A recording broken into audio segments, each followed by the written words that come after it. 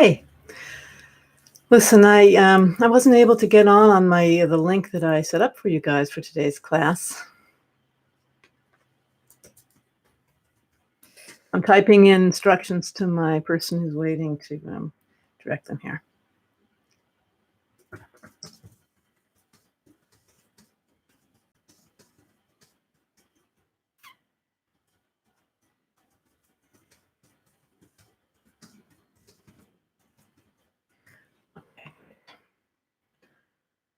YouTube always makes you sweat. It makes you sweat just when you're about to start. They change something every week, and it's very difficult. You know what I'm going to do? Let me see now. I'm going to light a little candle here while people find me on this stream. Hi, I'm Lopan Yudrin from the Mayan Mountain Foundation here in Oakland, California. This is a lighter. When you walk into when a teacher walks into a new temple or shrine room, they typically light a candle. So I thought, let's make it happen.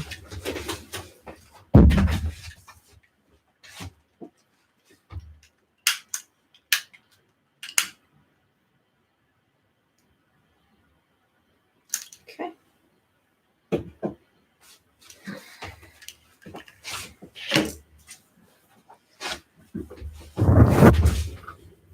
But I'm grateful for the opportunity. Thank you. Nice to be here with you tonight. Oh, there's two people. Good, they found me. Hallelujah, as they say in Buddhism. No, they say that in Christianity. All right. It's great to have meditation practice when you're dealing with social media. So I think today we're going to start with using the first 4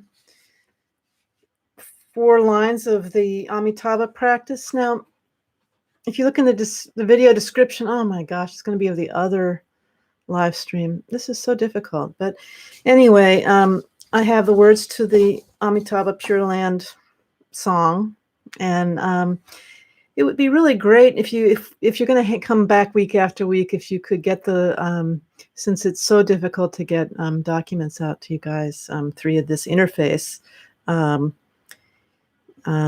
Just ask me for it. And go to Yudrin@mayummountain.net. That's our website, MAYUM mountain.net. And I will just send you the PDF of that. And then we can have some people singing along out there. Not that you think I can't hear you, but maybe I can. So anyway, what this does is sort of set the framework as a Buddhist teaching, because we're generating refuge and bodhicitta. So I'll briefly describe what that means. Homage, the 3 precious jewels and the 3 roots. I go to refuge. I go for refuge to these homes of refuge. I spark the bodhicitta as supreme awakening, so I may place all beings in enlightenment. So that's good. So reviewing where we've been so far, we've had 2 videos in this series, and the first one was talking about lineage, really, and our connection with the Buddha. And because this is a public we'll call it teaching or live stream or whatever you want to call it, we're drawing from different Buddhist, potentially people from different Buddhist traditions will be watching, and people who have no Buddhist tradition will be watching. So I want to frame things in terms of our inner Buddha. So we're going to talk today about Mahayana Buddhism and the Bodhisattva. And because we who practice Buddhism that way, we have a strong sense of our nature is already Buddha. It's awakening. It's already awakened. Well, already awakened. It's naturally there is the capacity for awakening. It's like our school of Buddhism, the Nyingma school of Tibetan Buddhism, it's like very optimistic. It's like they talk about, we have this nature that's of enlightenment, and it's hidden by temporary veils, so like this thin sheath. And we can just, at any point, you can just pop it off and you be fully awakened or enlightened. And other schools, it may be characterized as a little seed or an embryo that's within us, or like genetic potential almost, that we have to develop over lifetimes and to achieve awakening. So, in some Buddhist traditions, there isn't this concept. So it's interesting. But in our framework, the framework we're going to use ongoing is looking at our own latent capacity for always abiding in the peaceful state of awakening.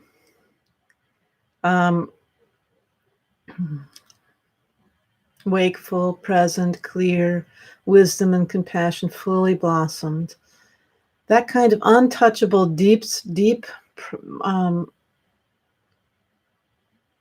strata in our being. Scholars hate that kind of language, which we don't know how to rest in all the time yet. A non-conceptual state in which non-conceptual wisdom wells forth, different kind of capacity that is latent in us when we're functioning in our usual, with our usual human brain and habits being front and foremost. So I'm calling that Amitabha Buddha, because Amitabha Buddha, just Google him. He's a big red Buddha, and sitting very nicely in meditation posture, just like you picture any tradition's Buddha, really. And his hands sitting one on top of each other, his alms bowl or begging bowl set nicely in his hands, centered and bright red and radiant. His name means, his function is limitless light. So he's radiating boundless light rays. So this is our personification of that sort of aspect of us that is now veiled. And then the aspect that wells forth from that as great compassion and helping sentient beings on a subtle level is called Chenrezig, like an all-seeing capacity. Out of that latent, if we can unveil that latent, hidden state of non-conceptual wisdom, naturally compassion comes forth to benefit beings like light, and like the rays of light of Amitabha, right? And that's what we're calling Chenrezig or Avalokiteshvara, and it conceptualizes a male bodhisattva. And bodhisattva means a being whose total purpose is to benefit all living beings equally. They don't have any hidden agenda. And they're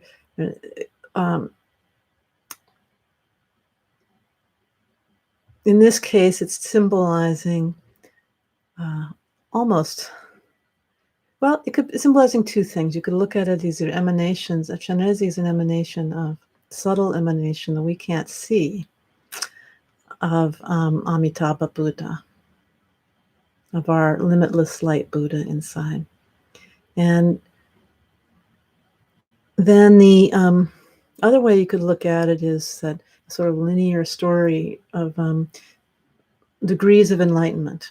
So there's these paths and levels, they're called in Mahayana Buddhism. But my teacher, Lama Tarchen Rinpoche, one of my teachers, said it's like percentage enlightened. So they're way up there on the percentage enlightened. Chenrezig is. So you could look at him that way. And they're described. The white bodhisattva described in our practice is later. We'll be doing later. Who's sitting in front of Amitabha Buddha, holding a jewel and a mala and lotus, is that aspect. And then eventually, maybe we'll get to the Buddha, the manifest body of enlightenment, they call it, the Nirmanakaya in Sanskrit. Guru Rinpoche Padmasambhava, the second Buddha, amazing figure who really established Buddhism in Tibet. And that brings to mind for me Baba Ram Dass. Actually, because I talked about him last week, and sure enough, he passed away yesterday. He wasn't a Buddhist teacher, and he was his own thing. He had a Hindu teacher, and he did a lot of psychedelics and so forth. But he's a real positive. Everybody loved Baba Ram Dass, Richard Alpert, and long story. But he helped the people of my generation because he was one of the people who studied in India, came in the East, came over, and really woke up our society to other ways of spirituality besides just the narrow scope that we had. So I want to send a shout out to Ram Dass, wherever you are. Thank you. And I'm sorry that we won't have the joy of watching you teach and so forth, if we like that, or just knowing you're there. He used to live he passed away on Maui, I believe, when he used to live in Marin County up here in the Bay Area. I'm in the Bay Area, San Francisco Bay Area of California, and I have a little center in my home. And that title, Lopen, is unfamiliar to a lot of people, so I'm just going back and recalibrating here. It means it's just a title, a respectful title for a teacher of the Buddhist path called Dharma, and they have in the Tibetan language honorific or respectful names, and then just regular people names, and that's so they use this honorific title for teachers, and it's akin to some people use the word title Lama liberally. Lama is a word you might have used for everybody who's done a 3-year retreat, or sometimes you go to certain places, every monk is called Lama. And it's but really, Lama is a very high title, actually, traditionally. And so some traditions, if you're like me, running a center, and you approved by your teacher, and you've done your 3 years, 3 months retreat and all this, and your Lama thinks you should or can or whatever, do it, share the Buddhist teachings. On the everyday practical level with people, they use the word Lama, and my teacher used the word Lopen, which I like. And it creates disambiguity with the Lama, which means a really sublime being who has really, really enlightened, totally enlightened, and serving as a guru for people. I'm your friend, really. Okay, so we've taken refuge, and refuge will be going a lot into this, but basically means you've chosen. We'll say, like for today, if you're not a Buddhist, it's fine to be here. But for people who want to make Buddhism their path, they take refuge. It's called, you go for refuge, actually. It's a literal translation into the Buddha, the Sangha, your community of practitioners on the path, and then to the Dharma. I went out of order there. Dharma, the Buddhist teachings, and symbolized by texts. Buddhism is a really strongly textually based tradition. We have books, and we have way more than one big book. So, in fact, on the level of practice that we're talking about here, the sutra level, just on the sutra level of the Mahayana, the great vehicle, Orgen Choang Rinpoche, a great scholar here in the Bay Area, once told me, you could fill a house with Mahayana sutras. The sutra means the teachings of the Buddha Shakyamuni, the living original Buddha. And so instead of going, in our tradition, instead of going to primary material and focusing on those texts, the sutras, we focus on the commentarial tradition, the summaries by great masters who bring it all together and wrap it up in one package.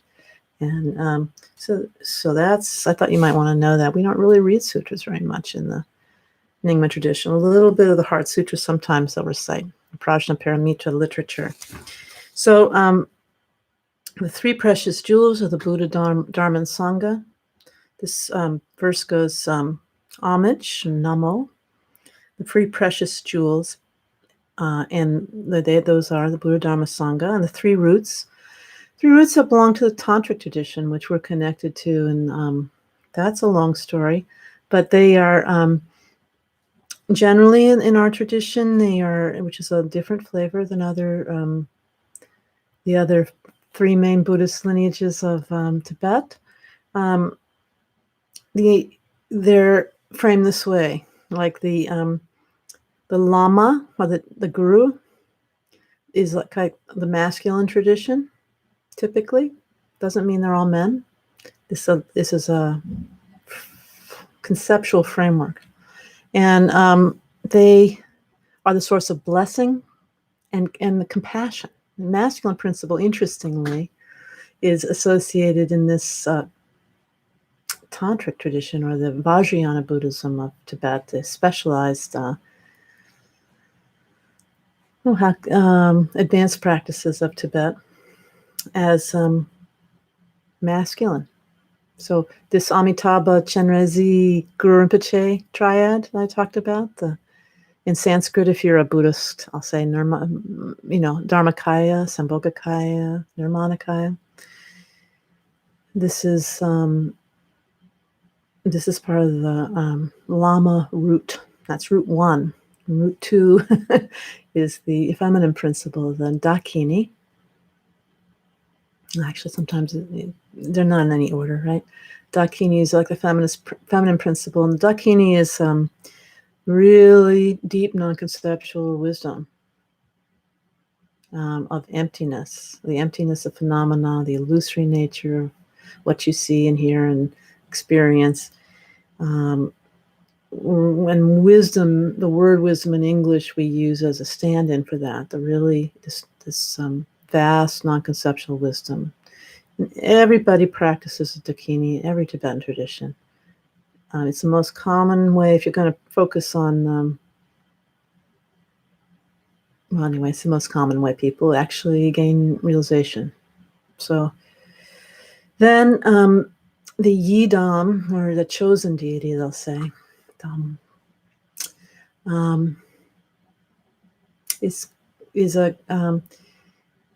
it's a broad term, but in a narrow sense, it's kind of a deity that you practice to gain siddhi, or spiritual accomplishment. And so in our little Nyingma tradition, our little household here, we're using Vajra Kalaya, a great Heruka, or a great wrathful looking deity, which has both male and female.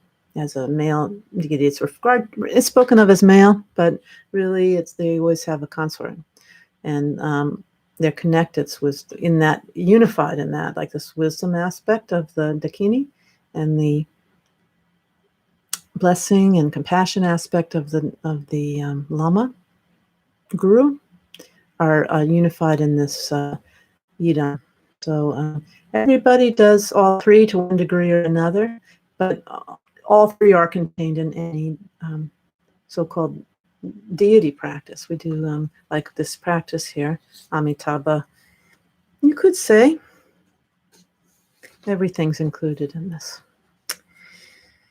So that's a little complexity, but in case you're here as a Buddhist who has a little bit of background, I want to go into it. Don't worry about the vocabulary, let it turn you off, or think this is all for intellectuals. It's just it's like if you were getting into cars, seriously, or getting into YouTube, gosh, like me, live streaming on YouTube, a whole new world.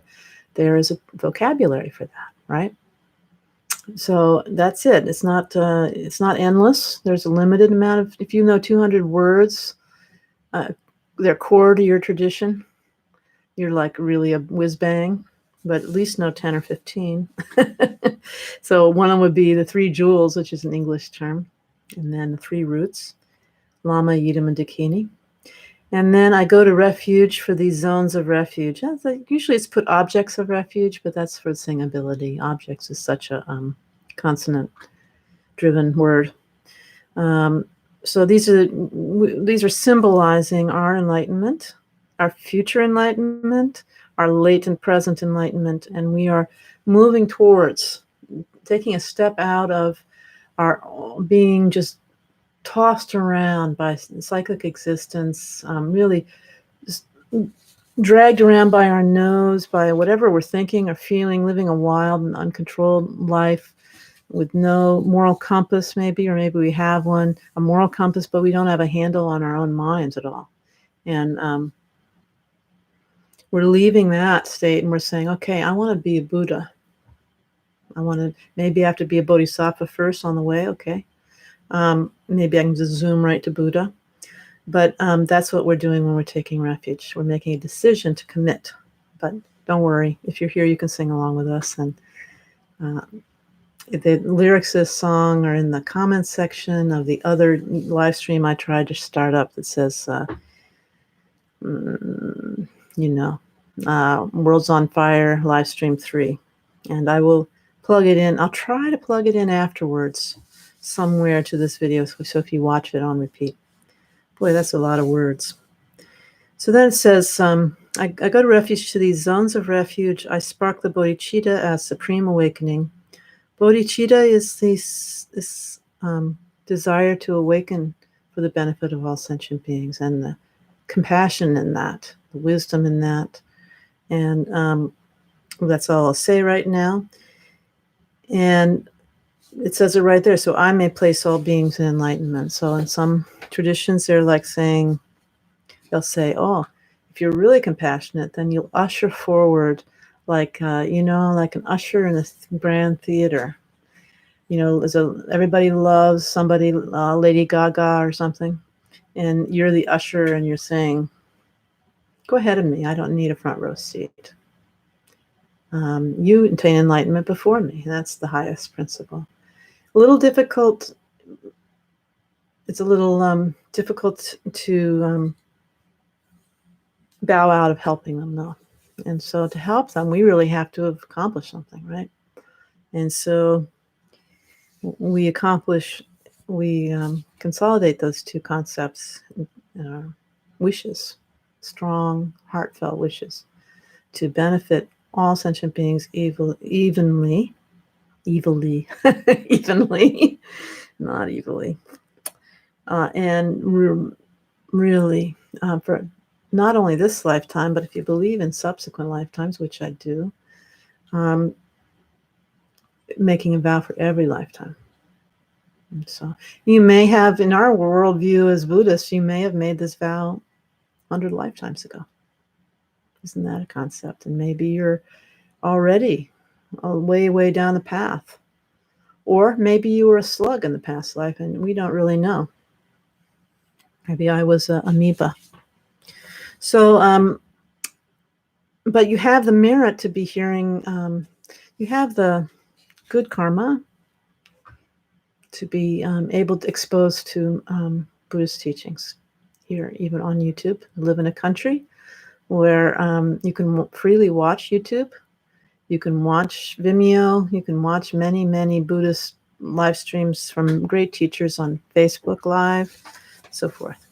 And that implies it's in many lifetimes in the past you've made aspirations. This is the traditional way. I'm just going to tell you. Take it or leave it.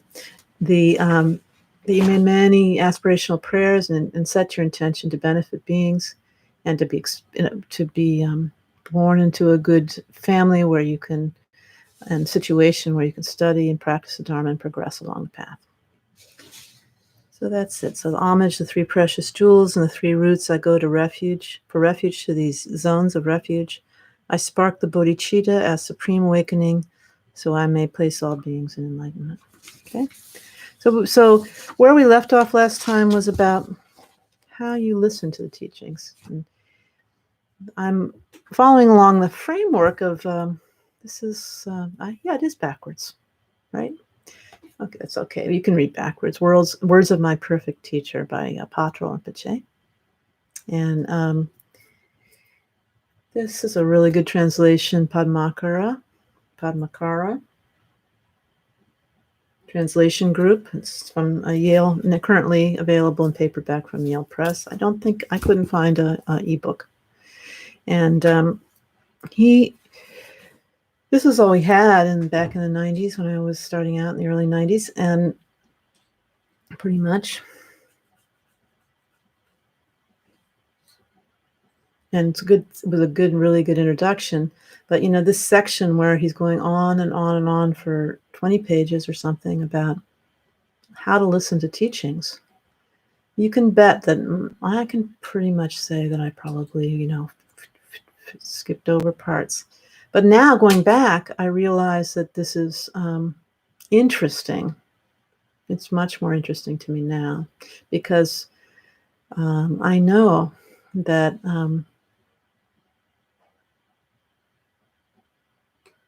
how you listen is almost more important than what you listen to. Of course, you have to listen to great teachers. I'm not saying me, somebody. And of course, you want authentic Dharma. But if you go into the room, and the metaphor that's used, I didn't use the traditional metaphors last time. But one metaphor that he does use that's contemporary with still is like a pot or a bowl.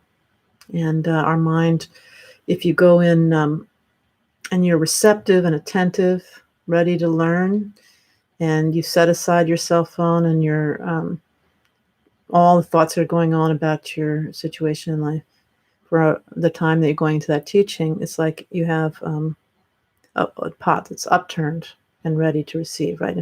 If you aren't like that, then the pot is upside down. So then the second metaphor is like, if you don't take measures to remember what you've learned afterwards, then it's like a pot.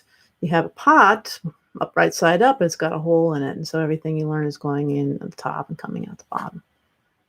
And the third simile is like you listening with really negative thoughts towards what you're receiving. Remember, we talked about that, who is this guy or gal that's teaching? I don't know if I can trust them. It's good, like I said last week, you should carefully evaluate who you receive teachings from, that they're authentic, their conduct is good, and so forth. But when you're already in the teaching, there's no point in being there if you're going to have this poisonous mind. So the metaphor there is a bowl pot with poison in it. You're putting good Dharma in a pot with poison in it. So those three similes are from Patrul Rinpoche in the ancient tradition. So let's sit and got started a little late. I may run a little late. We'll see what happens. Let's sit and just meditate. And we're going to do our three levels of meditation, not really levels, three systems of the same meditation, which is a calming medicine called shamatha in Tibet, in Sanskrit. Calming, focusing meditation, which is the basis of probably all spiritual traditions do it in some obvious or not so obvious way. You're present in the room, you're present in your body, you're sitting nicely. It helps you, particularly as a beginner, to have an erect spine, because that's why I adjusted my body. Sometimes one of my shoulders is way up here when I'll notice, I'll do a video and I'll see, oh, there's Yudrin with her shoulder way up here. Maybe they're up here because you're stressed. Bring the shoulders down nicely. And I think I'm going to, this week, I see what's in front of me is a red flashlight. So I will, I'm going to put the red flashlight down and out here. So my eyes are a little down and I'm focusing on this object in front of me, or in the direction of. You can be on space there, but an object is nice. And then you'll notice when your mind wanders, that it will, eventually, you'll see, oh, that flashlight's there. What was I doing? I was meditating. Okay. Or maybe I'll use we'll see. You can use a dot on your screen if you have a big screen in front of you like that too. Maybe I'll do 3 or 4 minutes by my own inner clock.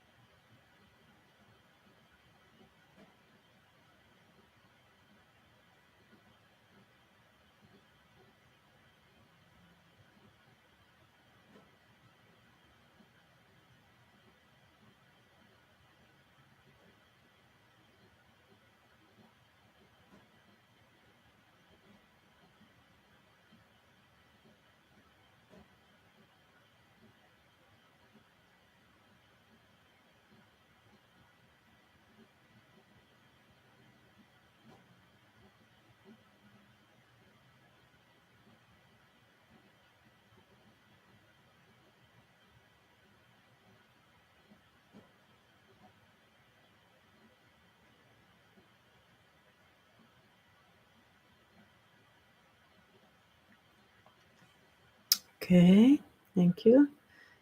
So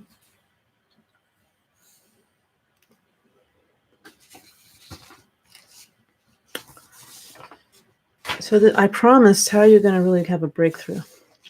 And I can't promise that I'll. I was trying to figure out how to name this section on the subtopic of how to listen to teachings, and because there's more to say. Here, breakthrough. I'm using the word breakthrough. Kind of. There's also a word epiphany. My mother used to use. I think it's generationally obsolete now, but. I'll give you an example of an epiphany or a breakthrough that I had listening to teachings.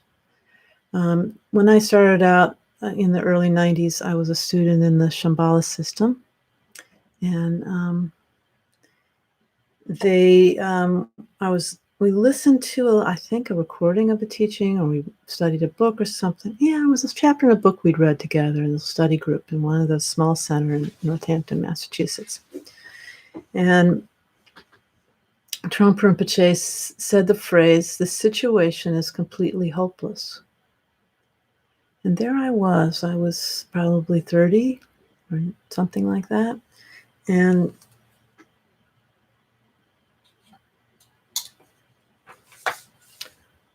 it had never occurred to me the situation was completely hopeless. What situation? Doesn't matter. Because ultimately, ultimately, since there is impermanence in this world, which is a fundamental teaching. Yeah. Hi, Sandra. Hi, Heart Sutra. I'm sorry it was hard to find it. For some reason, I couldn't get it to start up in the stream that I put the link to. Darn it. We'll work on that over time. But it's recorded, and you can all go back later if you want. Not that I have anything brilliant to say. But what was I saying? Oh, yeah, Trungpa Rinpoche. So that's one way of saying everything is impermanent, and bound to end. And for me, something in that moment, I think what I'd read it and then saying it out loud, it just broke through something in me. It's the fundamental teaching of Buddhism. We have an expectation. We're always looking for happiness, and through that desire, always seeking out this and that, our mind strategizing and trying to making little campaigns to find a perfect situation. And there is no perfect situation because everything's going to come to an end. In a few years, this whole office will be dismantled. A few more years after that, I'll be dead. In that way, it's hopeless. And at that time, I was an extremely political person, and I had a lot of utopian ideas still, all the way up to like age 30. It didn't expire at age 25, where it usually does for people. And I always assumed, and I can regress in this, that things were always going to get better in the world. And I don't want to get into, the specific politics, because it doesn't matter whatever your framework is, because politics is all made up by our minds and our human society. My idea of things getting better didn't happen. Some things got better, some things got worse. Everything was always changing. There's some endangered species. I think we can all agree that it's not good for species to go extinct, right? I'm very environmentally motivated that's my karma. So many species have been brought back from the brink of extinction through the efforts of kind humans. And many more species since then have gone extinct through the obliviousness and greed and whatever mostly of the human species. It's always changing. There's never going to be a time where everything's going to be hunky-dory. And that's what's called suffering. Dukkha in Tibetan, dukkha in Pali. referred to in the basic teaching of the Buddha. There's always that discontent. Darn it. And so accepting, in that moment, I had an epiphany. And I was being fed an epiphany, and suddenly it was like, oh, that's really true. And so I was constantly striving politically, being hugely judgmental, sometimes nasty. I had a good heart. I've never been a mean person but because of my expectation that people had to get in line and make this world a better place, and I knew how you can do that. I was making myself miserable. I was making other people miserable. I'm not saying do nothing to make the world a better place. That's not the message. I think you get me, right? So that's an example. So in order to have an epiphany like that, you have to really be practicing making listening and reading as the main ways we absorb the Buddhist teachings, a practice where you don't just let it flow through your bowl into a hole in the, whoosh, and you have your cup open so you can receive, etc. So you should, Patron Pache, you should focus. This is a really precious moment. Every moment you're exposed to Dharma teachings, if you can regard it like you haven't eaten in months. You can't really not eat in months, but for weeks, and suddenly you get your first meal, and it's just beautiful. You'll see. Somebody pointed out to me once, if you watch the Dalai Lama teach, the most famous Buddhist in the world, probably, all around him will be monks and lamas and high lamas and all this. And the Dalai Lama is talking about this, the nature of suffering, how every being wants to be happy, and yet everything we do is completely misdirected and because of ignorance, and actually making the situation worse. We're getting less happy. We're making other people less happy. Or maybe he's teaching on an academic Buddhist book work that they've all heard taught 1,000 times. And they're doing this practice of listening like it's the first time they've ever heard Dharma.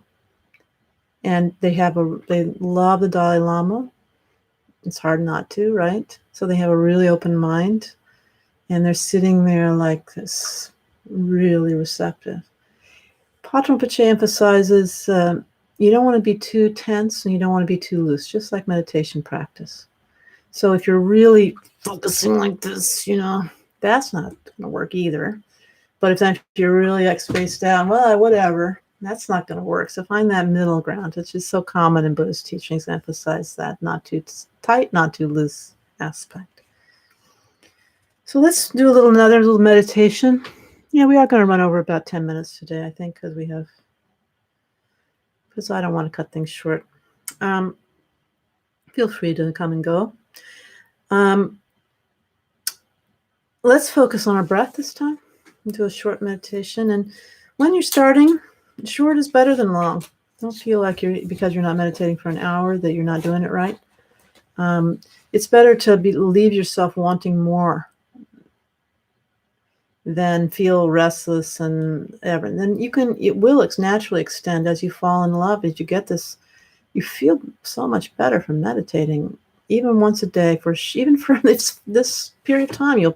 I bet you, if you really practice with me, nothing to do with me, you'll feel better tonight. If you don't watch some really violent show before you go to sleep, you'll go to sleep better. You'll wake up nicely, feeling happier, and just from a little bit of touching base. And then you're going to want to, what would happen if I did 5 minutes, 10 minutes, 15 minutes, an hour? Not that you have to do an hour. Okay? So let's focus this time on our out-breath. Noticing the sensation of this is the classic instruction. Noticing the sensation of where the air goes out. It might be different for you. You can breathe both through your nose and through your mouth. We do eyes open, but most people I'm going to repeat myself, from past lessons. Most people are keyed up in our society. So having the gaze down helps. It's kind of, they say in the direction of your nose, but they really mean not literally crossing your eyes to focus on the space in front of your nose, but in a downward direction. It's more relaxing and sedating. And then if you are really tired and sleepy, just slightly up is okay. It brings more light in. And similarly, you sit in a higher place if you're feeling sedated and sleepy, and then on a lower place if you are feeling really, really agitated. Sometimes I've been so agitated I had to sit all the way down the floor, as low as I could get. And then you eat heavier foods. It's not, just makes sense, right? And then lighter foods if you have a tendency to be tired and sleepy and, sinking feeling, they call it. All right, let's do a little bit of breath-centered meditation. Noticing where feel the air leaving, and just bring your sensation back, your attention back to that again and again, very gently, never punishing, never scolding yourself.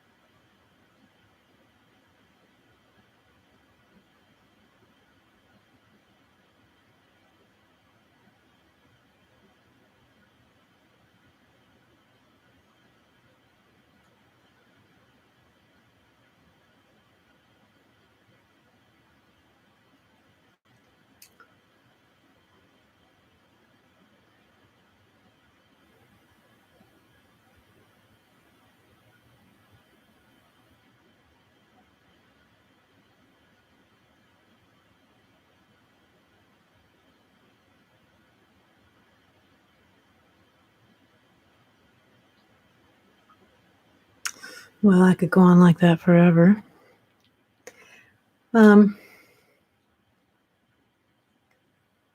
Hi, Lori. Hi, Heart Sutra again. Thank you for joining me. If you have any questions, you can pop them up there. So again,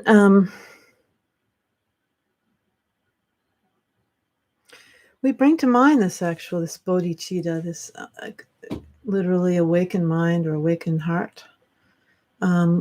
This intention to benefit all sentient beings as vast as space. And the traditional way to do that is to think maybe in past lives, or they'd say definitely in past lives, every single sentient being, certainly the ones we encounter, have been our father and mother. Raised us, given birth to us, put us in diapers, cleaned our poop. And we may or may not have the greatest relationship with our father and mothers, but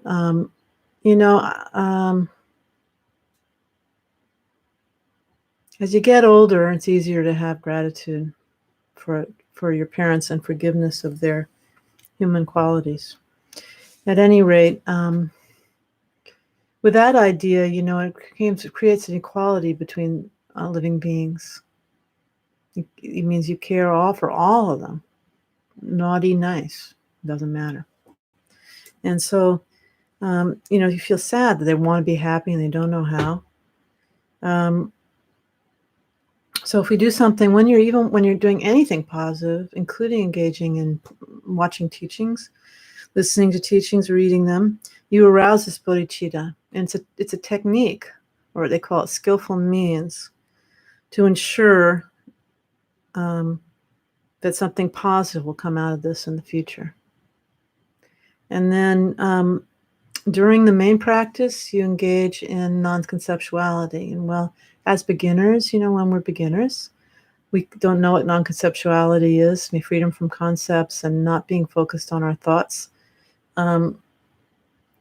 But for now, you can just avoid a really materialistic attitude, try to have a positive, try to at least be present with the words that you're saying. If it's a wordy practice, be present with your breath just when you find it, when you come back.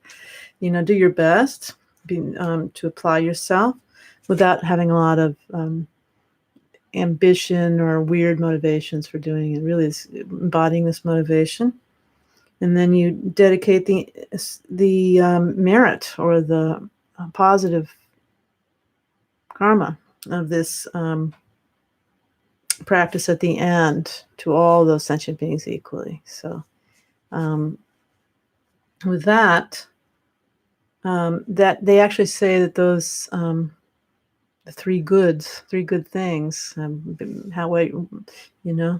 motivation, bodhicitta motivation, beginning, resting in non-conceptuality, or at least not being driven by some strange motivation or thoughts in the middle, and then dedicating the merit at the end is are more important than the details of how to do the technique.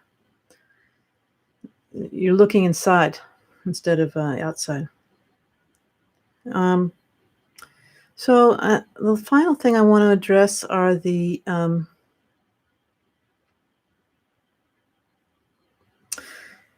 what are called the 5 perfections. This isn't the 6 perfections that you may be familiar with, Heart Sutra from the Mahayana. But what it means is, what these are referring to the place where you are, the teacher that you have, the assembly of humans there, the nature of the teaching or the Dharma that's being taught, and the time, completely purely. Isn't that interesting? So in this framework, you are in Dewa Chen, the Pure Land of Amitabha Buddha, and of the Buddha of Infinite Light. And you're dwelling there already. The teacher is Buddha Amitabha. The assembly is all the male and female bodhisattvas. And You are Chenrezi in this little practice we're going to wrap up with. And all the lotus families of the Padma lotus family are there with you, all the red deities and Buddhas, which represent desire transformed into discriminating wisdom, as we discussed last time. The teaching you're receiving is the great vehicle, or the Mahayana. I think we don't have time to go into the three yanas this week, but we really should. So this vehicle that prioritizes the Bodhisattva mission statement. And rather than enlightenment for oneself, just entering into certain, not rather than, but entering into peace and then not incarnating again, or just becoming very, very peaceful yourself and having happiness yourself, and then being kind to people, making it much more vast and open, and including all sentient beings in your intention. And there's different subtle aspects of how you view the world that appears around you too in the Mahayana that vary from other Buddhist paths. So the teaching belongs to this Mahayana, great vehicle, and you can Google that. And then the time is the ever-revolving wheel of eternity. Okay, this is from Patrul Rinpoche, and from the words of my perfect teacher. So don't have the idea that you're fantasizing about something that's not true. This is the way the world is. It's just the world is completely pure. Our experience, we are completely pure. Beings we encounter are completely pure. But because of ignorance, we view things in a corrupted fashion. So think that way while you're receiving teachings. And eventually go to thinking that way all the time. We hope. We try to maintain the continuity. Okay? So there, we're going to stop there. I don't have a pencil to mark my spot. And we're going to do this practice. And I'm sorry about the cell phone thing. I don't know on the cell phone interface where you can see the description. And actually, you have to pull up another screen now with a description in my other lead-in video. Anyway, that's the way it goes. You can use this then as a guided meditation as I sing along. I'm going to start over with refuge and bodhicitta. And this practice, the point of focus is the red Amitabha Buddha visualized in front of you. And instead of your breath or the object, you bring your attention back to this visualization, which is, precise but made of light, not solid. And this is considered a higher form of shamatha in my tradition. They're all good, though. Whatever rocks your world. And this is a mala, or a Buddhist rosary, 108 beads on it. Oh yeah, the typical way is to bring your, like this. These are lotus seeds. They've gained popularity in recent years, a universal kind of mala. That they aren't a traditional mala, actually. They've only been around a few decades. And then bodhi seeds are quite common, or from the bodhi tree plant. So you count the mantra, and you say you do 108. This is what I do in the morning. I sing this. I do 108 of these, bringing my attention to myself as Chenrezi, 4 arms, white in this case, and then in the front is this red Buddha, and I'm using that as my point of focus, and calling up this subtle dimension, bodhisattva dimension, and then in front the Dharmakaya, the perfectly pure, formless form of enlightenment, to arouse these in myself, like a lineage that everyone has. Homage the 3 precious jewels and the 3 roots. I go to refuge, to these zones of refuge. I spark the bodhicitta as supreme awakening, so I may place all beings in enlightenment. The nexus of a pure realm of ecstasy is not other than the world we already know.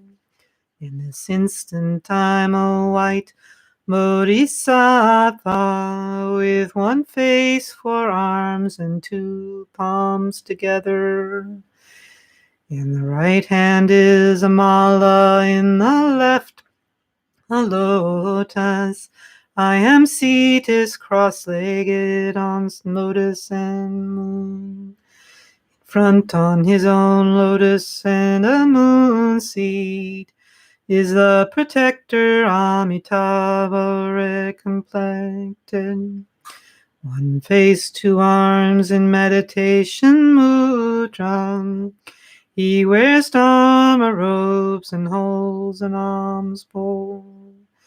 He is seated in cross-legged posture. To his right is white Avalokiteshvara. To his left is blue Vajrapani. There's an entourage of infinite enlightened ones, Bodhisattvas, hearers, and the worthy ones.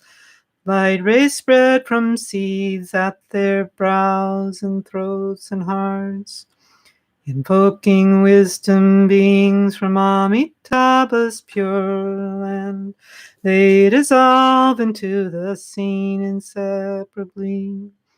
From the heart of Amitabha, from the letter Shri, lights radiate again, pervading all space. All beings are cleared of wrongdoing and hindrances, and freed up from deep reoccurring suffering. Om Ami Dewa Shri, Om Ami Dewa Shri, Om Ami Dewa Shri.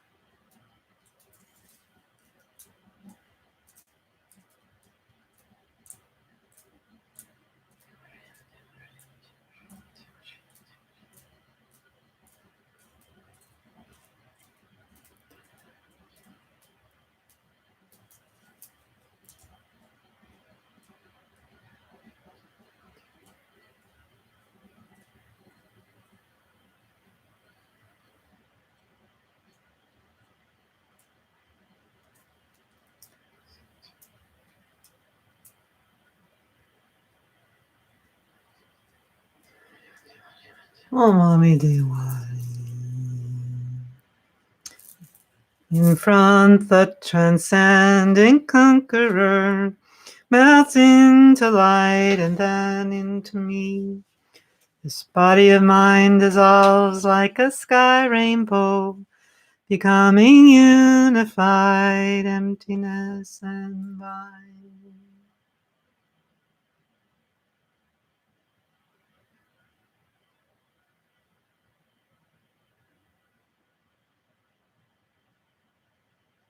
By this merit may I quickly attain the state of refuge, boundless light. May I, living beings, every single one, find our placement on that very ground. Find our placement on that very ground. Thank you all for coming. I'm always amazed when anyone shows up, and many people watch afterwards. Next week, I'm actually going to do it, but we do have a retreat here at the house based on what I talked about, the Yidam. We're doing a Yidam practice of Vajrakalaya here with our established Dharma students. Not my students, but students of a great Lama. And The session won't wrap up, and that won't wrap up till about 8:30. We're streaming that on Zoom to the other remote participants. It's a little late to sign up for that one. So at 9 o'clock Pacific time, I'll get on and we'll do the next topic. And I think I'm going to ask some of my Dharma friends whether they want to stay late and talk with you guys. So it's not just me talking. They're all big practitioners who've been practicing this exact same path that Patrul Rinpoche lays out in the words of my perfect teacher for many years. All right. Have a wonderful night. Sorry about the delay and the shifting to another stream. Well, these things happen. Bye.